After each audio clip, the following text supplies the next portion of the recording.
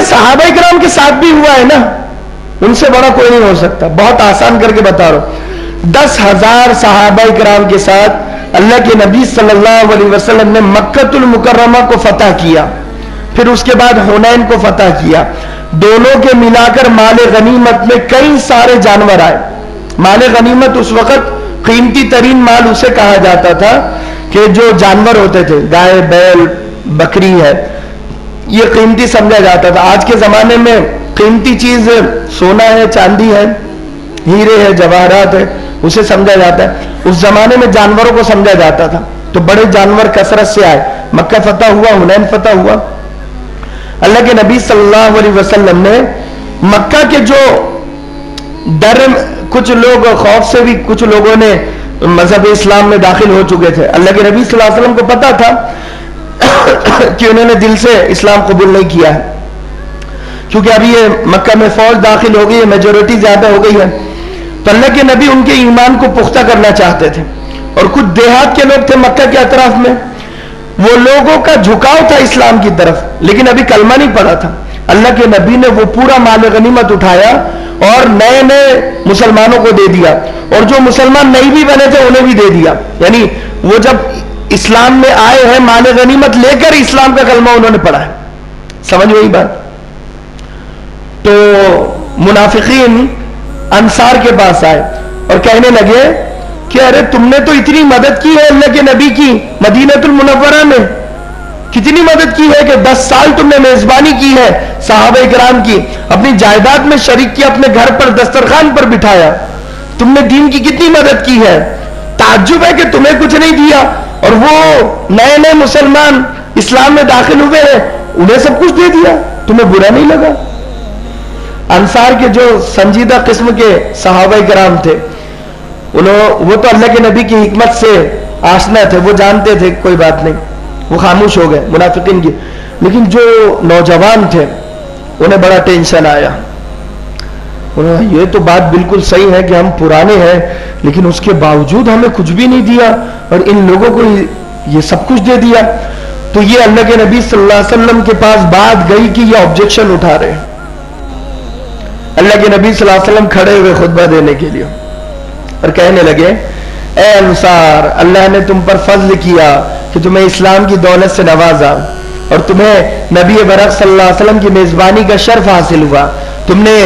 تم انصار ہو کر تم نے نصرت کی ہے دین اسلام کی, اور یہ قرض ہے, یہ قرض اللہ تمہیں ادا کرے گا کہ تم نے جتنی نصرت کی ہے, جتنی مدد کی ہے, اللہ بہترین بدلہ تمہیں دے گا. لیکن سن لو, جو لوگ میرے اس تقسیم پر راضی نہیں ہے, میں ان لوگوں سے کہنا چاہتا ہوں کہ میں نے اسلام کو مد نظر رکھتے ہوئے یہ تقسیم کی ہے. یہ جو تمہارے نئے بھائی ہے, یہ تاکہ مذہب اسلام پر پختہ ہو جائے, ان کا ایمان پختہ ہو جائے. بقیہ تمہارے جو بھائی ہیں مکہ کے اطراف میں, وہ اسلام میں داخل ہو جائے. اس کو مد نظر رکھتے ہوئے میں نے تقسیم کی ہے. تمہیں یہ منظور نہیں ہے کہ جب یہ گھروں پر جائے تو جانوروں کو لے کر جائے, اور تم گھروں پر جاؤ تو مجھے ساتھ لے کر جاؤ. کیا کہا کہ جب یہ گھر پر جائے تو یہ تو جانوروں کو لے کر جائے, لیکن تم جب گھر پر جاؤ تو محمد رسول اللہ صلی اللہ علیہ وسلم کو لے کر جاؤ. کیا تم اس پر راضی نہیں؟ تو سارے انصار کہنے لگے, اللہ کے نبی ہمیں معاف کر دیجئے. جو نوجوان تھے اللہ کے نبی صلی اللہ علیہ وسلم کا انہوں نے شکر ادا کیا اور معافی مانگی. پھر اللہ کچھ دن گزرے ہیں تو انصار سے اللہ کے نبی مخاطب ہوئے اور کہنے لگے کہ دیکھو کہ 2 راستے ہیں, ایک راستے پر عام مسلمان جا رہے ہیں اور ایک راستے پر انصار جا رہے ہیں. مجھے تم سے بڑی محبت ہے, تو جہاں مسلمان جا رہے ہیں میں اس راستے پر نہیں جاؤں گا, جہاں انصار جا رہے ہیں میں تمہارے راستے پر جاؤں گا, صرف اس لیے کہ مجھے تم سے محبت ہے.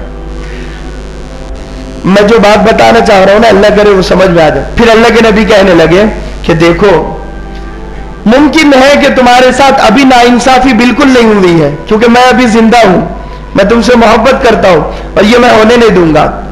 لیکن یہ بھی ممکن ہے کہ جب میں دنیا سے چلا جاؤں تو کچھ حالات ایسے پیدا ہو جائے کہ تمہارے اوپر مہاجرین کو ترجیح دی جائے, اور تمہارے ساتھ ہو سکتا ہے مستقبل میں کہ ناانصافی ہو، تو اگر کبھی ایسا کچھ ہو تو تم معاف کر دینا، تو تم معاف کر دینا اور صبر کر لینا. فَاصْبِرُوا حَتَّى يَلْقَوْا عَلَى الْحَوْضِ، تو صبر کرو یہاں تک کہ تمہاری میری ملاقات حوض کوثر پر ہو جائے. کسی سے کچھ نہ کہنا، کسی سے کچھ نہ کہنا. جب اللہ کے نبی صلی اللہ علیہ وسلم کا انتقال ہو رہا ہے، اللہ کے نبی مسجد نبوی میں بھی نماز کے لیے نہیں آ رہے تھے. جب انتقال ہونے کے بالکل قریب ہے تو مہاجرین صحابہ آپ کے قریب میں تھے.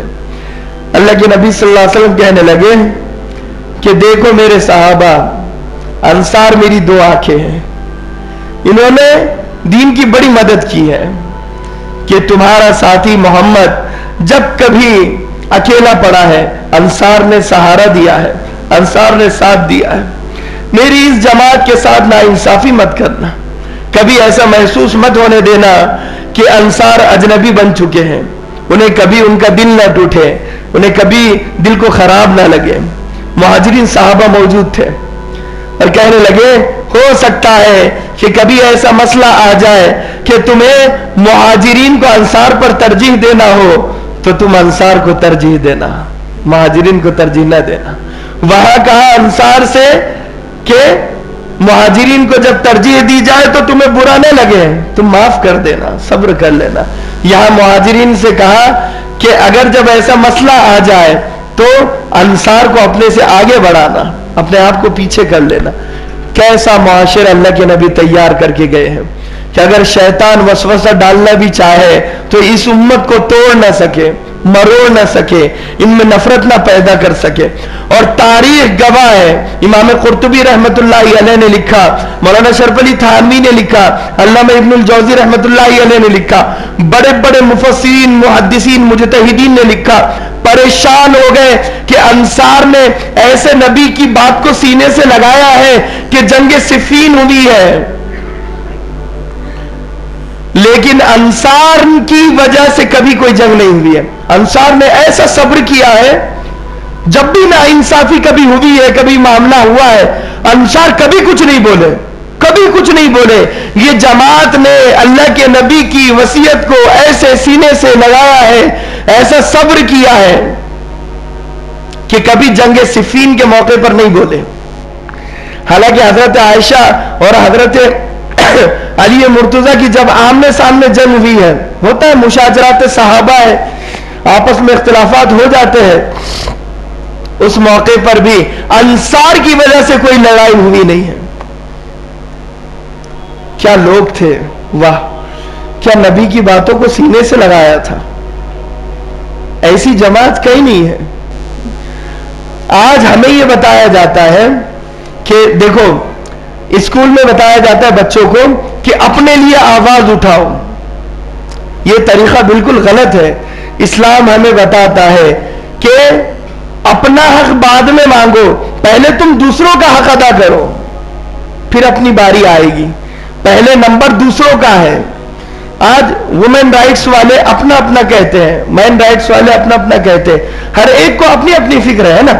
مزدور کو صرف وہ حدیث یاد ہے کہ مزدور کی مزدوری اس وقت دے دو جب اس کا پسینہ سوکھنے سے پہلے اس کی مزدوری دے دو. اپنے مطلب کی حدیث یاد ہو گئی. لیکن یہ بھی تو یاد ہونا چاہیے کہ اللہ کے نبی صلی اللہ علیہ وسلم نے فرمایا کہ وہ مزدور جو مزدوری کرتے ہوئے مزدوری ایسی نہ کرے جیسی کرنے کا حق ہے، تو مجھے شک ہے کہ اس کی روزی حلال ہوگی. یعنی مزدور کو مزدوری دی جائے گی پسینہ سوکھنے سے پہلے، لیکن وہ مزدور اپنی مزدوری کا حق بھی تو ادا کرے، ہے نا. آج ہم کہتے ہیں کہ بیوی ہمارا حق ادا نہیں کر رہی ہے. کیا ہم نے بیوی کا حق ادا کیا؟ پہلے ہم بیوی کا حق ادا کریں تو بیوی ہمارا حق خود بخود ادا کرے گی نا. پہلے ہم باپ ہونے کا حق ادا کریں، بیٹے ہونے کا حق ادا کریں، شوہر ہونے کا حق ادا کریں، پڑوسی ہونے کا حق ادا کریں، پھر ہم دوسروں سے مطالبہ کریں. ہر ایک کو اپنی اپنی فکر ہوتی ہے کہ وہ میری خدمت نہیں کر رہی ہے، وہ میرا حق ادا نہیں کر رہی، وہ میرا حق ادا، وہ میرا حق ادا. چھوڑو دنیا کو، ہم دوسروں کا حق ادا کریں گے، چاہے کوئی ہمارا حق ادا کرے یا نہ کرے. بات سمجھ میں آ رہی ہے؟ یہ مذہب اسلام کی تعلیم ہے. یہاں پر آنے والے اتوار کو اجتماع ہے ماشاءاللہ، اور دن بھر یہ عمل چلتے رہے گا، جس میں کھانے کا بھی انتظام ہے دوپہر میں اور شام میں۔ اعلان برائے عمومی اجتماع اس مسجد میں 29 اگست بروز اتوار صبح 10 سے عشاء، صبح 10 بجے سے لے کر عشاء تک یہ چلے گا۔ تو طعام کا نظم، کھانے کا نظم عشاء کے بعد رہے گا۔ تو لہٰذا ظاہر سی بات ہے کہ ہمیں اسلام کو سیکھنا ضروری ہے نا۔ اس دین کی خاطر صحابہ نے اپنی بیوی بچوں کو قربان کیا، تب جا کر یہ دین ہم تک پہنچائے، تو لہٰذا ہم اپنے وقت کی قربانی دیں، ہے نا۔ اور جماعتیں بھی بنے گی، اپنی بستی سے بھی جماعت نکل رہی ہے، تو موقع اچھا ہے ہم اپنے بیٹوں کو پیش کریں، ہے نا، ہم اپنے داماد کو پیش کریں، ہم اپنے آپ کو پیش کریں، ہم دے دے دلا دے یا دینے والے کا نام بتلا دے۔ اگر اتنا بھی نہیں ہو سکتا تو کم سے کم ہم شرکت کریں آخری درجے میں، کہ صبح 10 بجے سے لے کر شام کے 10 بجے تک یہ پورا دن ہم اس مسجد میں اپنا گزارے، باقی پوری نمازیں یہیں پر ادا کریں، مجلسیں ہوگی، پتہ نہیں کون سے اللہ والے کی بات زبان سے نکل جائے، ہمارے دل پر اثر کرے، ہماری زندگی کا رخ بدل جائے۔ ہو سکتا ہے کہ سچی پکی توبہ کرنے کا ہمیں موقع مل جائے، ہمارا بیٹا بالکل سدھر جائے، یا ہمارا داماد، یا پھر ہمارا پڑوسی، یا ہمارا بھائی، یا ہمارے چچا یا خالو یا ماموں، جو بھی ہے، اللہ ہر ایک کو ہدایت کسی نہ کسی ذریعے سے دیتا ہے۔ ہو سکتا ہے یقیناً اللہ نے اس اجتماع کو ہدایت کا ذریعہ ہی بنایا ہے، اس کے لیے روزے بھی رکھے گئے، اس کے لیے دعائیں بھی کی گئی، عبادتیں بھی کی گئی اس اجتماع کی کامیابی کے لیے۔ تو ہم بھی اس نماز کے بعد جمعہ کا بڑا مجمع ہوتا ہے، قبولیت کی گھڑی ہوتی ہے، اجتماع کی کامیابی کے لیے دعا بھی کریں، ممکن ہو تو روزہ بھی رکھیں، اور خاص دعاؤں میں ہر فرض نماز کے بعد ایک دعا ضرور قبول ہوتی ہے، اجتماع کی کامیابی کے لیے دعا کریں، اور جماعت کا ساتھ دیں۔ یہاں پر جماعت ماشاءاللہ کئی دنوں سے ہے، تو ہم اس دیگلور کی جماعت کا بھرپور ساتھ دیں، ہے نا، اپنے دوستوں کو پیش کریں۔ یہ ہوٹلوں پر اتنے پڑے ہوئے ہوتے ہیں، ہے نا، چائے پینے کے لیے اور سموسے کھانے کے لیے وقت ہمارے پاس ہے، دین کی بات سننے کے لیے وقت ہمارے پاس نہیں ہے، بڑا افسوس کا مقام ہے۔ یہاں کیرم بھی چل رہا ہے کئی دنوں سے، ہے نا، سٹا جوا اور مٹکا بھی چل رہا ہے، یہ ساری چیزیں بند ہونا چاہیے، ہماری اپنی ذمہ داری ہے کہ ہم اسے بند کریں، ہے نا۔